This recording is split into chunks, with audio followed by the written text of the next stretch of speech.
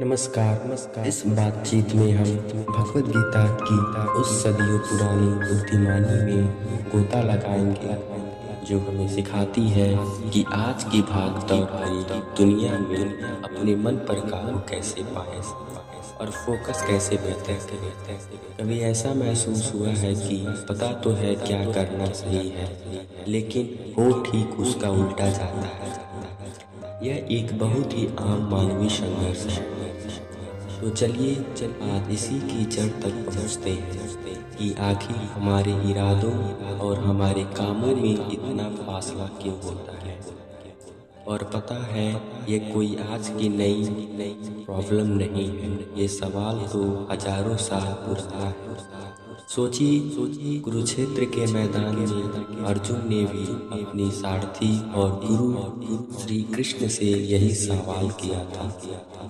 अर्जुन कृष्ण से पूछते हैं कि हे कृष्ण, ऐसा क्या है जो मुझसे मेरी इच्छा के खिलाफ भी जबरदस्ती गलत काम करवा लेता है। और सोचकर देखिए, ये सवाल आज भी कितना रिलेटेबल है।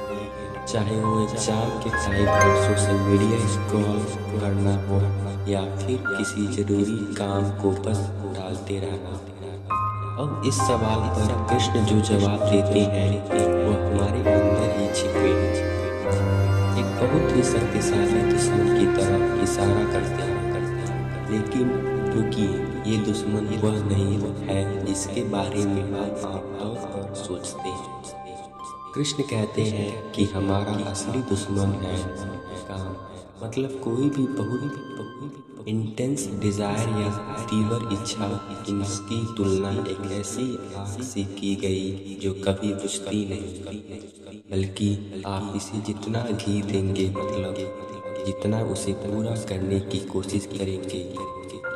तो सोचिए, चाहे वो एक नया फोन खरीदने की जबरदस्त इच्छा हो या डाइटिंग के बीच में जंक फूड खाने का मन हो, या फिर जरूरी काम के बीच में बस एक और एपिसोड देखने की तलब। अगर कोई भी इच्छा, कोई भी डिजायर किसी काम को अपनी लक्ष्य से भटकाते रहे तो गीता के अनुसार वही काम है।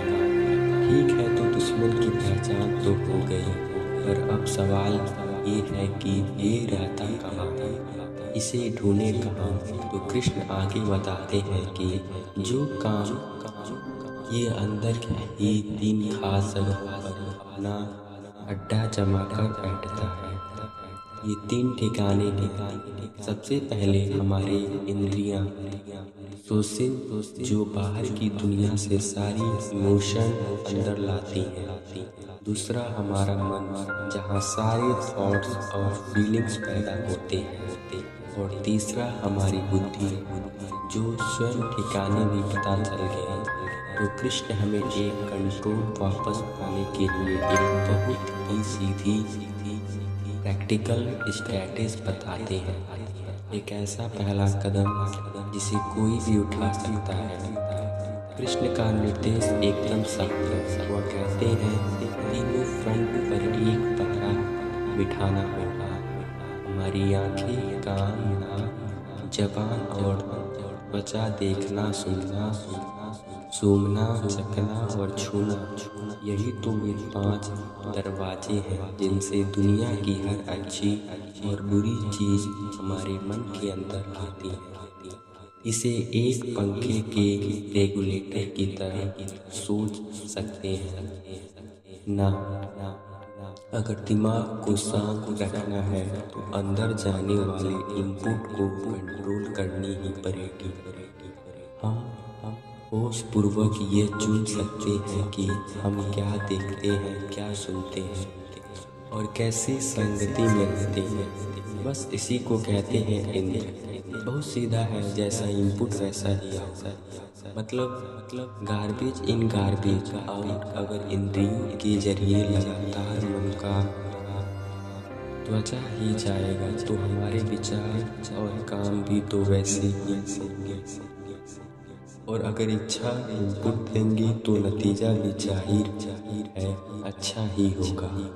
और देखिए, जब कोई अपनी इंद्रियों को इस तरह साधना शुरू करता है तब वे एक बहुत बड़े और बुनियादी सवाल पर पहुंचता है। एक ऐसा सवाल जो उसके और उसके मन के रिश्तों तय करता है। सवाल ये है कि कोई अपने मन का गुलाम है, जो मन जो भी कहता है बस वह करता जाता है, या फिर कोई अपने मन का स्वामी है जो उसे अपने असली लक्ष्यों तक डायरेक्ट करता है। देखिए, मन का स्वामी होने का मतलब ये नहीं कि उसकी हर बात मानी जाए। इसका मतलब है उसे सही दिशा दिखाना। तो आखिर में सोचने वाला सवाल यही है, किसी की जिंदगी को चला कौन? तो इंसान खुद या उसकी पल पल बदलती इच्छाएं। और यह बात हमेशा याद रखिए, आत्म नियंत्रण कोई बंधन नहीं बल्कि यही असली आज़ादी है।